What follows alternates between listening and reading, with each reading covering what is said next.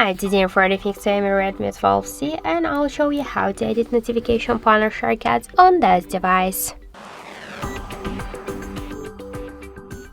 So first we should open the notification panel, and if you want to add here some options or remove some of them, or just to change the positions of the icons to edit the control panel, you should click here to add its icon, and after that you'll see here this down section with invisible options.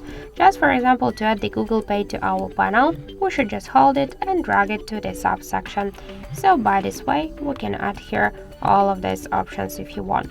To remove some of these options, we should by the same way hold the icon and just drag it to this down section. And if you wanna just change the positions of the icons on the home on the lock screen, on the control panel, we should just hold the icon and drag it by this way. So as you can see, that's so simple. To save the changes, we should click done. If you wanna reset all of the changes, click to reset. So that's it, thank you for watching, and if you find this video helpful, don't forget to leave a like, comment and to subscribe our channel.